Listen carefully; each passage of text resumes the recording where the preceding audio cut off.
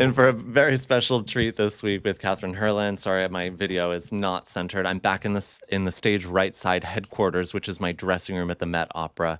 And we're back. It's Met season. We have 6 weeks here and then a week in Orange County. So we have quite a few more weeks of this tour.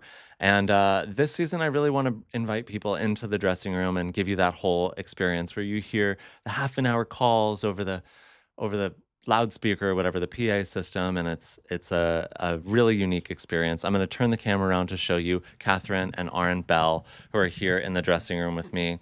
And they say hello. I don't know if you can hear them, but in this very special episode, I'm going to tell you about life before Swan Lake performance and after. So Catherine and I are going to tell you what it feels like to be nervous and depressed before a performance. And then we'll tell you how relieved we are afterwards. So enjoy, stick around, and here we go on the stage right side. You and I are dancing Swan Lake on Friday, which is tomorrow night at the Metropolitan Opera House. This is my first episode back in my dressing room at the Met Opera. And as you can see, it is homey. I just finished a tech run through of Wolfworks, which we're doing on Tuesday. So just for context, so right now we're rehearsing everything we do in the season. So I did a run of Wolfworks. I ran first act and third act, which are my character does those acts. And then now I'm about to have Swan Lake rehearsal. And yesterday, I don't know what your schedule was like, but I had 2 rehearsals for Giselle with 2 different partners. We ran Black Swan on stage, and I ran Act 1. I had Wolfworks. Right? You did Giselle both first and second. Yes. So it was a really hard day, and today I'm feeling it a little bit. So what do you think you want to do in our rehearsal today for Swan Lake? Well, definitely, we did black, so I was thinking we can do white. Yeah. I don't know if we haven't touched fourth in a really long time. Oh, we can do fourth act, yeah. I still want to do, I probably want to do my variation. Your solo? Yeah. Great. Yeah, and I can poodle around in the back, do some of my first act stuff. So a lot of what we do now is we have to talk to one another and say, what do you need?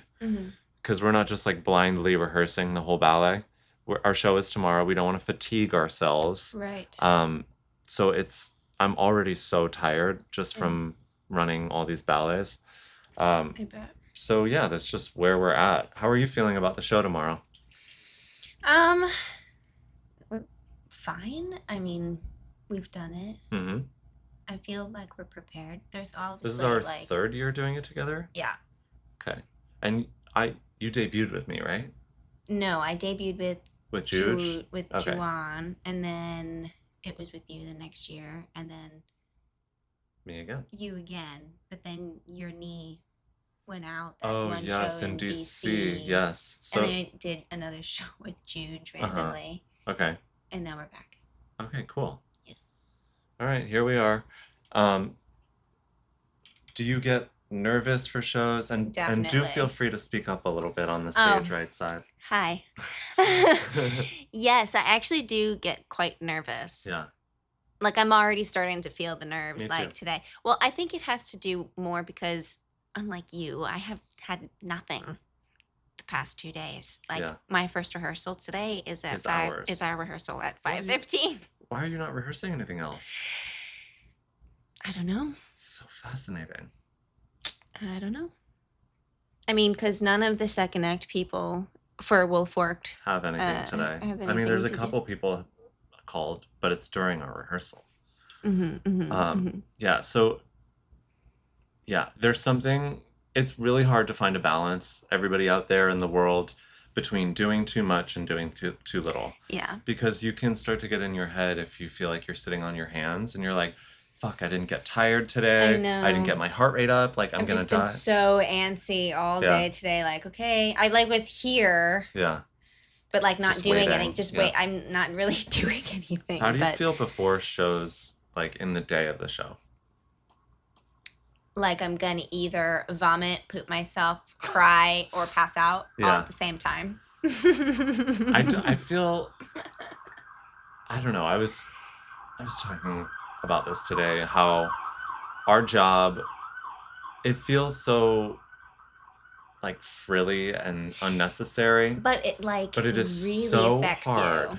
It is so hard. I'm like, I don't think people quite understand what we're going through at all times. Especially because we have to put a smile on our face the whole time. And be attractive and beautiful. And, everybody asks, like, oh, do you love what you do? And of course we love what we do. I mean, but it's so hard that, of course, we're going to be like, oh my God, I want to do it today. Oh my God, I'm dreading doing this right now. I don't want to be, you know what I mean? Yeah. Like, and it's not even like I'm scared per se. It's more just like we've invested our whole lives in this and we care so much. It's hard to remember that it doesn't actually matter in the grand scheme of the world. Right. And while we can provide a lot of comfort and safety and beauty to people and hopefully, relational experience, it is just so hard to get on the horse some days. Yeah. And we just make ourselves. It's like, I think our mental fortitude is off the freaking charts. Yeah, I don't know. There's something in us as dancers that I feel like we have something in our brains that are like dedicated to this craft, and you have to be in order to do it. But it's just an interesting thing to think about, like, yeah, this is true. I mean, like our job in society, really, I mean, yes, giving joy, like creating joy for other people is a good thing, but I don't know, we don't really have very much say or I don't know, like in the world, like we don't really do. No. It's like we matter, but we don't. It's really difficult. I think art and culture are the things that make people keep going. Otherwise, everyone would just want to die all the time.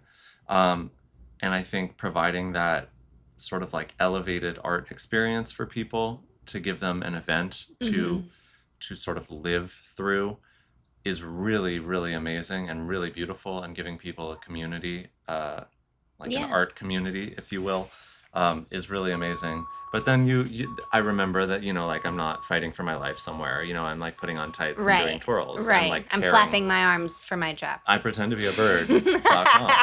It's hard to have that duality in your head where you're just like, you just care so much. Yeah. And so much of your self-worth, like at least so much of my self-worth relies on my ability to feel like I did a good job.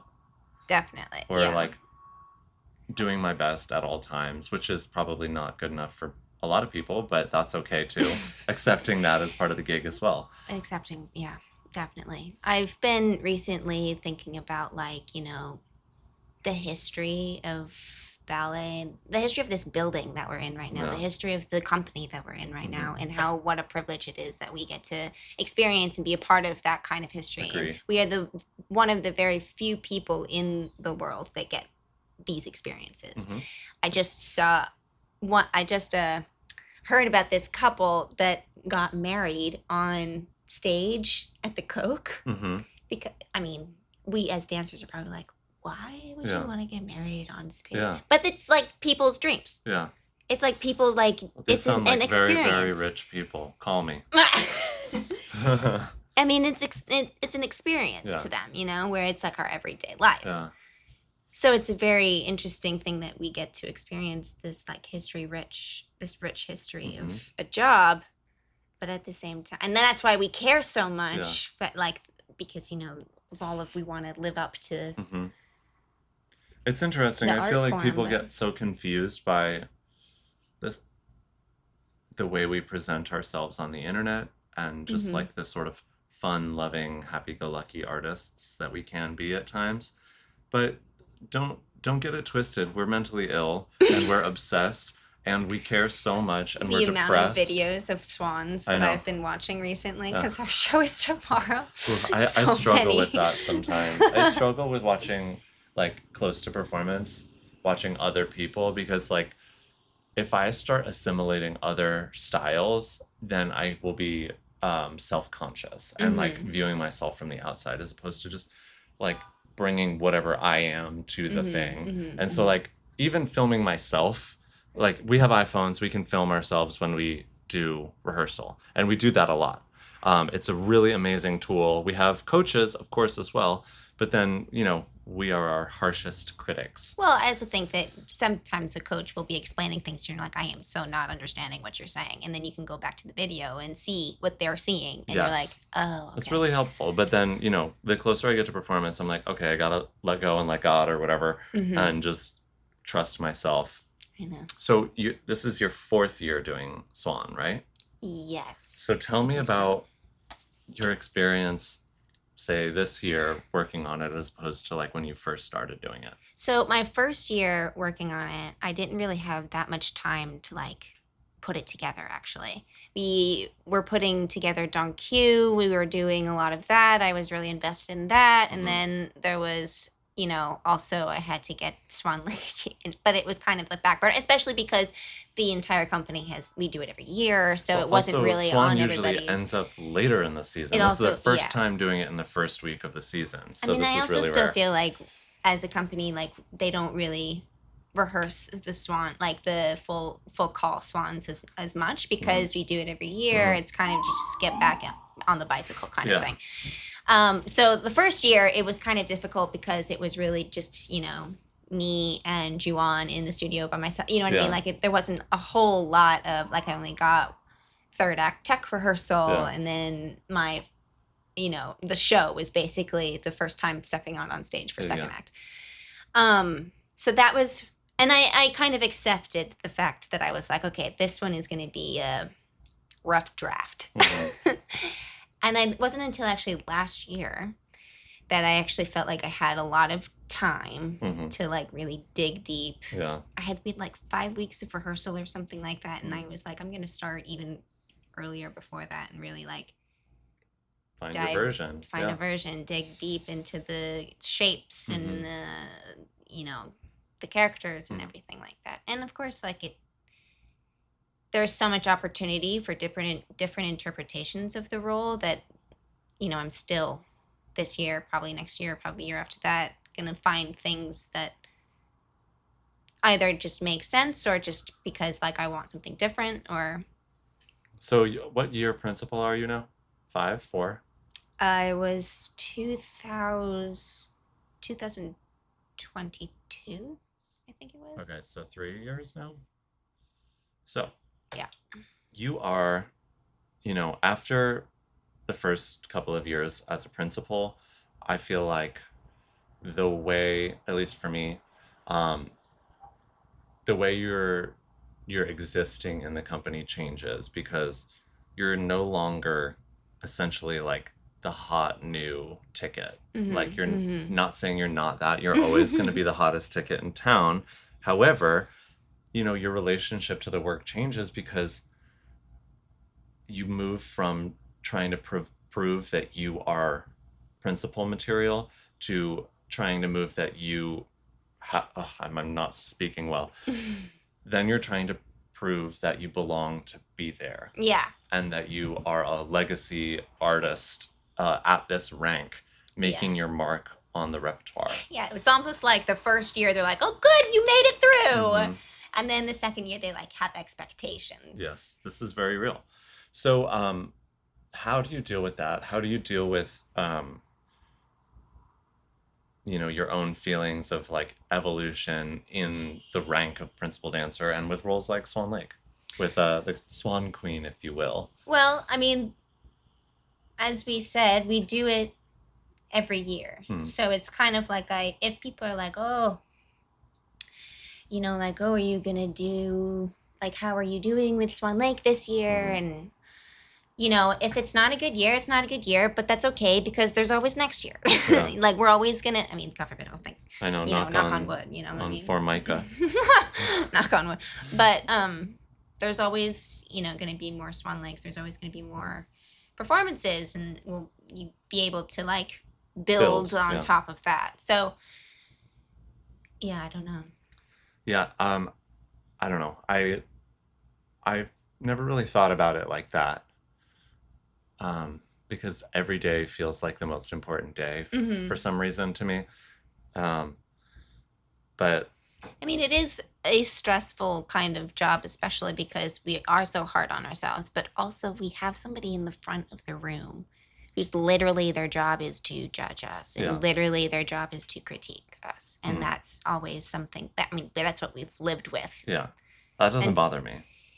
But it's that kind of thing where it's like this, it's important to like prove, like the proving that you're meant to be here. The proving. Yeah. Or the desire is to feel like embraced by the community at large. And then sometimes it's hard to feel that just through various circumstances, whether it be like your casting or, you know, if there are other people like up and coming who are like getting everything, it's hard to watch. All the attention, and then like critics. Like journalism can be really difficult sometimes when you're you've dedicated like your literal physical safety and emotional stability to something. So there are elements where you're just like clawing desperately to like acceptance. You know, sometimes you just want some applause too. You know, want some accolades. Sorry about it, but that's the tea. No, there's definitely some days where I'm totally like, what am I doing? Yeah. What am I doing with my life? Like, I'm flapping my arms for my job. But then the performances come around and you're like, I love it. Yeah, I know. And then we do it, and then you get the applause. And the applause does help. It does, yes. But also just that, like, at the end of it, like, fucking did it. Yeah. Sorry, my language. No, this language is not, this podcast isn't for children. They would find it really boring. But it's just like, you know, we fucking did that.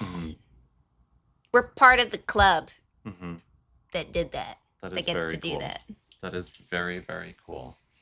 But you don't really feel that until the end of the performance. Yeah. All the way up, like leading up to it, it's just like, oh, I'm shit. I'm so bad. I don't know when it's gonna happen. I don't. Yeah. I have like extreme, like I'm emotionally unstable. Same. You know? Yeah. No, all day today. For tomorrow. Yeah. But I really, I don't know, look forward is the wrong phrase, but I anticipate the performance, and I know that both of us will give everything we have to make it the best we can. And we've been working our asses off. We have, yeah. So I'm proud of that. Yes. And I'm proud of whatever we do, whatever happens. And I'm proud that your knees are okay right Thank you. Yeah. I'm doing my best that at all times. Our bodies are okay right now. They're working, yeah. They're working. Can I talk about your ankle a little bit? Yeah, yeah. So Catherine's been really working through an ankle issue, like a joint and tendon situation in your left ankle, right? Left ankle, correct. And it's been very inspiring to watch her sort of take every day like as its own thing and assess where she's at physically and mentally and push through when it's wise and scale back when it's not. Do you want to just talk about that experience? That's definitely been a challenge. I feel like, you know, both my feet kind of are problematic. I've got tendonitis in one on the right foot, and then I've got an extra bone / like jammed ankle all the time, every day situation. It's not really I don't really understand what it is quite yet. On the left foot. So then I've been trying, you know, it's hard when you have such a ballet like Swan Lake that you just want to rehearse and like, you know, practice and do that stuff every day. Because you need it. Because you need it, yeah. I mean, technique aside, just for like the physical stamina of it, it's a hurdle. But this year has definitely taught me, I guess, to like, no, it's okay. Respect your body. You don't need to blow it out right now. Unless it's a fart. I'm sorry, everybody. I just wanted to keep it real on this this fine Thursday. What was that saying? I don't know. I'm sorry. Oh, I don't need to blow it out.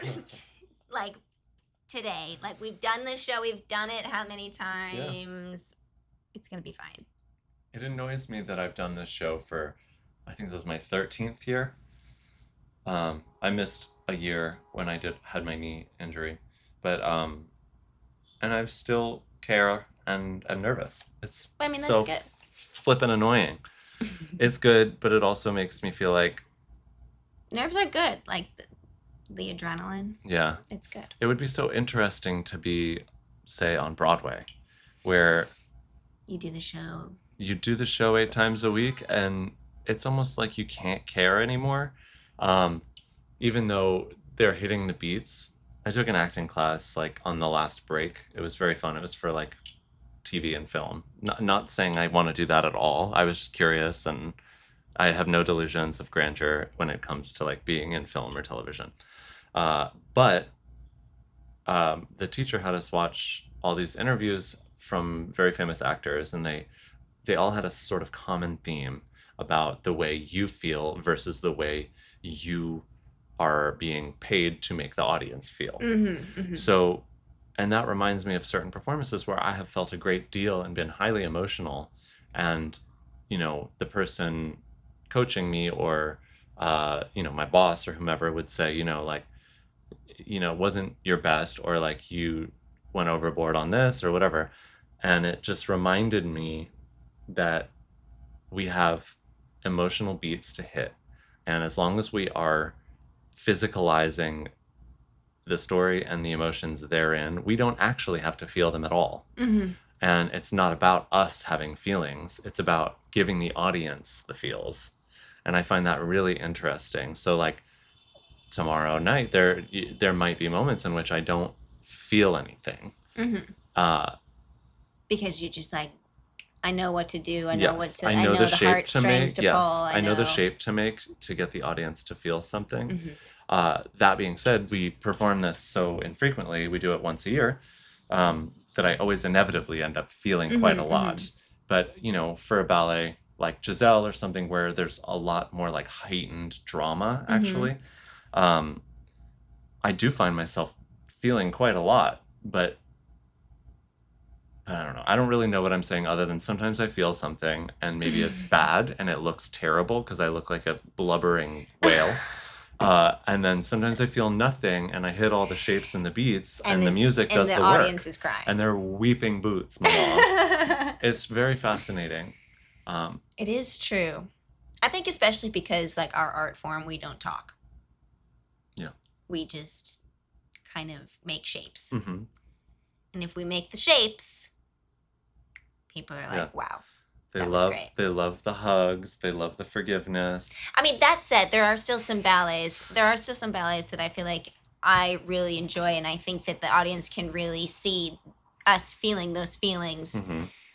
And that's what makes them cry. Like, then that's it can be additive as opposed to like removing people from the story. Sometimes if I see somebody like going too ham, then it removes me that's true from the space of believability. That's true too. It becomes unrelatable. It becomes kind of like, oh my god. I'm like, oh, it like bumps me out of the story, and I'm like, crazy person, chill. Yeah, totally. I totally know what you mean with it.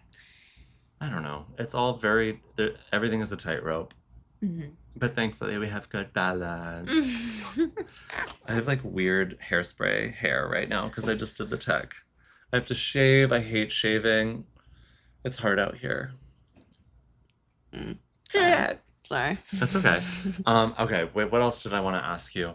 Oh, there's so many things. So, this might feel kind of like sensitive, but, and tell me, you don't have to answer anything you don't want to. But, I've been here a long time. I've been doing this job a long time, and I've watched sort of like micro generations happen within companies. And I feel like there's always like the next big thing, like whether it tends to be a woman because ballet is so socially female to me, with the exception of like Nureyev and Baryshnikov. Right. I feel like in the general community, the women are really like regarded. So. Well, I mean, in terms of ballet, historically, the woman is in the front of the man. Yes. So you see the woman more than you do. I want you to partner me. I I want to do so many of the guys' parts. For some reason, I'm like, I want to do Mouse King. I want to do I want to do Von Rothbart, the Green Monster. I want to do that so bad. I don't know why, but I really do. I think it's really be fun. It'd be fun. Von Rothbart. It'd be fun. Playing evil is really fun. It is really fun, and I get cast as an evil person a lot. The gays love to get cast as evil. Jafar syndrome. It's Jafar syndrome. You can give that sass, and they're just like, straight works. people are like, for all of you just listening and not watching on YouTube, I just did like a very sort of stoic, bored face for the straight people, and the gays really give like, they're like sassy queen. It's great. So yeah, how do you deal with the new? Like the new, yeah, because I mean, you know, honestly, not to throw Bella under the bus, but like, you know, Bella and I talk about everything, and like, you know, Bella was like exploded onto the New York dance scene, and she has remained a staple and a fixture and a celebrated artist, and she's fought for that. And how do you feel at this moment, having been a principal for a couple of years and seeing micro generations happen? Yeah, honestly, for me, I'm kind of like, let's go. I want to see all the new people come in. I'm never really, I mean, I guess this is bad, but I always feel like when I have one ballet, I've got it under my belt, I'm kind of like, okay, what's next? I don't really necessarily feel like I have to stay in that ballet and present as the best or whatever, you know what I mean? Like the new up and coming or the hot shot of like that ballet. Like I'm kind of like, I can't wait to see Sunmi do Giselle. I can't wait to see Mikey do Siegfried tomorrow. Like I can't wait for all of the new up and coming things to Saturday. like Mikey's on Saturday. Mikey is on Saturday with the Julian Murphy. The one, the only. I mean, it's going to be the performance of the year. Anyway. I can't wait. I can't wait. Also, we're going to be done. We're going to be in such a great mood. I'm going to be drunk. We should get a drink before and go to the show. Okay, that's great. That'd be really fun. That would be fun. Yeah, I definitely relate to that. Like, my favorite thing is when I am proud of myself in the work, and I'm like at peace with who I am and know that what I'm doing actually is rather extraordinary. And so the night sky is brighter with more stars or whatever. You know that saying? Well, I mean, so for instance, last year, the show, I had a really great show of Swan. Yeah. I did this random long balance, and which, by the way, I don't think is going to end up happening again. That was a total, like, you know, one time. I didn't plan for that to happen. It just like happened, and I was like, great, okay, everybody like, you know, woohooed, and you know, but that wasn't planned, so I'm not planning it again. Anyways. The struggle. I feel like because I had, you know, one good show. Yeah. I'm like, great. I mean, of course, there's probably a million other things that could have been better in that, you know, probably Irina was like, this could have been better. All of that could have been better. But overall, I feel like it was a good show for me. So I'm kind of like, okay, check. Got that under my belt. Now I'm ready to like take on other things. Yes. I mean, that's great. I agree and I disagree. I think you are trying to let yourself off the hook by being like, great, I did one good show, but I've always kind of been that way, though. Yeah? Yeah. I mean, for ballets that I really enjoy, like Romeo and Juliet, Don Q, those are like my ballets that I would say that are my favorite. Of course, every year I'm going to be like, I want it to be the best show I've ever had. Yes. I don't know. Swan has never been that for me. Yeah. So I'm never. Of course, I'd love. There's so much, you know. As I said before, there's so much room for interpretations. So it's obviously super fun to like go through all of that. But yeah, Swan has definitely been one of those like year by year cases. Yeah. Yeah. What? Okay. I got to wrap this up in a minute. I want to hear your like a ballet you want to do that you haven't done yet. Well, Sylvia's coming up, and Yeah. I really want to. I really Get your want to be tickets to that see Amazon. Catherine debut in Sylvia. Ashton's Sylvia. It is a powerhouse for the woman, and she's going to be incredible. And, just for the record, all of you out there, Catherine is one of the great American ballerinas of our generation. Oh, thanks. And one of the best in the world. Ah. So please come support her. Hopefully my ankle will be good by then. Yeah, exactly. I mean, it's hard out here. I know. And the body changes every day. Every day. Every day is a negotiation. What are we going to wake up tomorrow? What's going to hurt? Well, let's not talk about that. We're going to feel amazing tomorrow. All right. I hope you all enjoy the show. I might do like a little recap after just myself to let you know how everything went. But thanks for coming back to the stage right side, Catherine Hurlin. Make sure to follow her on Instagram at... Oh, C.A. Hurlin? No, Kate Hurlin. Oh, Kate Hurlin. Yeah, that's right. Yeah, he's right. She doesn't know her Instagram handle. This is the most Hurricane Hurlin thing ever. All right. Okay. See y'all in a bit. Okay, I'm back on the stage right side with Catherine Hurlin. We did our performance last night of Swan Lake, and I just wanted to give you all the sort of before and after, vibe. Aaron Bell, principal dancer, is in the background as well. Those of you watching on YouTube will see him.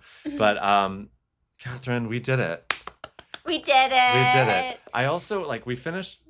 Okay, we did the interview a couple days ago, and we were both feeling a certain type of way. It's called depression, pre-show depression, and we were like, was that the most boring, depressing interview ever? And I thought to myself, yes, it was. But it was also, it's really part of what we deal with. And now that we've done the show and we both came out the other side alive and unscathed for the most part, I thought it would be good to check in. So, Catherine Hurlin, congrats on last night. Tell me how you feel today. Well. Thank Much you. better. Yeah. Way, the grass is greener. Yeah, I have even a slight capacity for happiness today. I woke up at 12 p.m. today. How did you do that? I was still, I woke up at 7, adrenaline's still popping off. Yeah. Well, I woke up and then I went back to sleep. And I don't know, I didn't check my phone, what time it was when I first woke up. But there was definitely a moment I was up. But then I forced myself to go back to sleep, and I slept until 12. I'm going to sleep in tomorrow for sure. I'll do my best. I don't really sleep in very well. But, what are you going to do? Okay, so I'm going to start and just tell you how I felt during the performance. Okay, you go first. So ballet is really hard, classical ballet. And in this version, in Kevin Mackenzie's Swan Lake, after Patapah, we have a lot in the first act for the Siegfrieds. There's a lot of sort of quite awkward solo dancing, if I'm being completely transparent. And I had a really hard time. It looks pretty though. I know it may seem really awful. Yeah. But I actually think it still looks nice. Of course, yes. It looks nice if you execute it well. I felt like I was struggling on certain things and then other things were good. And, it's this yo-yo of nailed it, failed it, you know? I mean, that's the beauty about a full-length ballet is that you have 3 hours to try and redeem yourself. Exactly. Yeah, I don't know. I think it is unrealistic, or at least for me personally, to expect to be perfect. And one of the hardest things about what we do is negotiating your own emotional state while remaining present in a full-length story ballet. So say something is weird or something happens, in our fourth act, her elastic strap on her costume got wrapped around one of the decorative buttons on my tunic.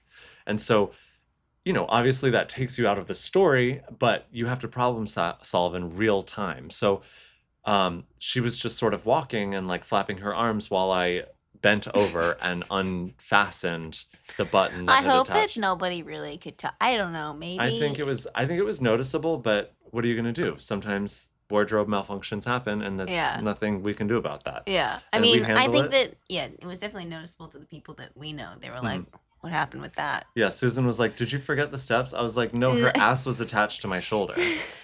I was like, "You think I forgot the steps after 13 years?" So that's how I felt. As the ballet progressed, I felt more and more like immersed in it, and I just did my best to just keep like barreling through. And I thought all the paws were great. yeah, me too. I felt really very comfortable.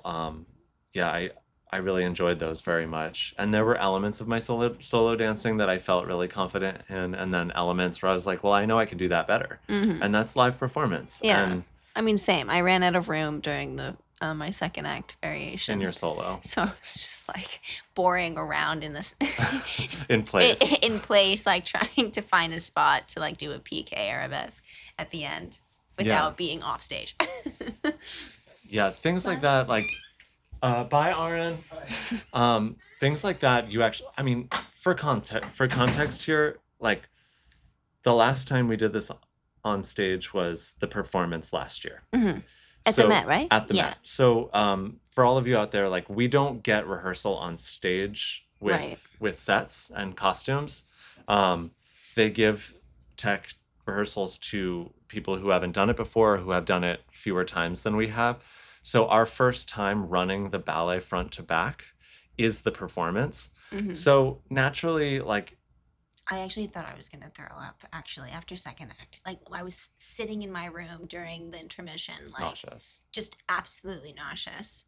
And I was like, I must be really dehydrated or something. That's miserable. And then Rena was like, do you want a liquid IV? Yeah. And I was like, maybe that'll help, yeah. Yeah, I preset squinchers. So our physical therapists have these squinchers. It's like a sugar, water, like electrolyte. I don't even know what's in it. Sodium replenishment situation. It's sugar. And so I did one of those in between second and third act because I too was like gassed. Yeah. Like really so gassed. Depleted all of a sudden. But then once you hear that music for Black Swan, it's like the engines are like, have you ever played Mario Kart? Yes. You know, like when it's like 3, 2, 1, and then you like and you blast off. That's what it feels like to start Black Swan. Yeah. I had a really good time doing Black Swan. I don't know about you. Too. We were acting our butts off. The more I do it, the more I find ways to like squeeze in story. Because to be completely honest, the story for Swan Lake has weird plot holes and is so simple and hard. Like your character, it is lacking an arc, in my opinion. Totally. Not the way you play it, but just on paper when you're watching the ballet, you're like, okay, she's a bird, now she's a person. That sucks for her. And that's like the arc. But with Siegfried, there's like a little bit more to do. You have these princesses who are throwing themselves at you, and you have to show to the audience that you're like, oh, I hate this, Mom, stop. Yeah. You know, like, stop trying to set me up. I don't want any more blind dates. And so I spent a lot of the show last night, like exploring what I can do to like convey to the audience that I am so over it. Oh, wow. Over this life of being like a pimp. Yeah. Like pimped out by my mom. Wow. That's fun. Okay, let's do the rose, the thorn, and then what I like to call the mushroom. The mushroom is the funniest or weirdest thing that happened on stage. Well, the mushroom has to be the button on the button. Yeah. The elastic on the button. Sideways, like. And I'm just like awkwardly trying to like un-MacGyver this button. And I didn't really know like when you were unhooked I or said, like when okay, you weren't. I was talking to you. I know you were, yeah. But I was like, just walk. I was like, I was just walking, but then I like suddenly like tried to do like I don't know like a lift or something, but then it like you weren't ready, so then I just put my leg down and just kept on flying or something, and you're like okay, and I was like oh okay now. And I just picked you up like in a baby carry, basically. You know, live theater. And I was like, my arm was like hooked around your shoulder. Fascinating. Okay, so that's clearly the mushroom. What was the rose for you? The mushroom. I think the rose.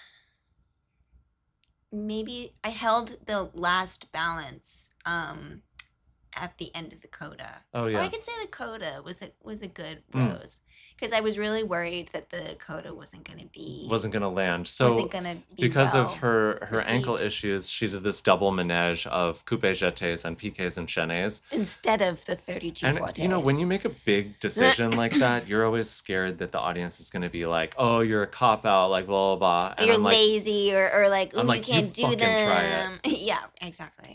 So yes, so they absolutely went nuts for it, and it made me happy on your behalf. Yeah. So that was good. Mm-hmm. And I think the thorn would be me running out of room at the end of your solo. At the end of my solo, and being kind of like looking like a drunk sailor on, on point. I'm sure it felt way worse than it looked, but I relate to that. Okay, Rose for me was the Black Swan Adagio. I had so much fun playing with you in that, and like testing the limits of speed and like quietness here and there. Like, it was just really fun for me to do. Thorn for me, like my first solo, I finished my pirouette and my foot got like stuck on the way down to my knee. So I was like, maybe I'll just do fourth. And then I was like, I'm in the deepest, weirdest fourth ever. So really? I like pointed my foot and slowly lowered myself down to my knee. I was like, that was as awkward as it gets. So there were like little things like that here and there for me that are thorny. Aaron has returned with a corn muffin. And that's it. I think overall, like, recovering from weird things is something that still challenges me, like, emotionally within a performance. I'm like, okay, something weird happened. I want to move on so bad. I have the knowledge and the experience to move on, but I'm like, God damn it. Yeah. You know? Yeah. I mean, Part of the gig. Part of the gig, exactly. But I find dancers to be like the mental fortitude to just keep going. Like, you can't stop. You can't convey to the audience that something weird happened. You have to like truly fake perfection. It's a fascinating balance of like, I hate myself and I have to keep going and I am the best thing that ever was. Yeah. Fascinating. The confidence is key. Is like, it's tough. It's hard to find that when you get nervous. And I'm confidently pretending that I'm confident. Yeah. Just trying to like trick ourselves into being confident. Definitely. But I mean, it sounds like I don't know. I don't want it to sound like I'm not happy with how we did. I'm extremely happy with how the show went. I thought it was like very exploratory for both of us, and for the years that we've been doing it together, I felt like we really leveled up our interpretation. And you could all out there who saw the show can think differently and think we're disgusting or think we're the best. But that's how I felt in the ballet. I don't think I'm the best, but I also am proud of myself for sticking with it and finding new ways to express myself. We made it. Like we did the whole ballet. We did the whole damn thing, and people seemed to like it. Yeah. The audience was wonderful. Thank you all out there for being so supportive of us. It feels really good to hear you all.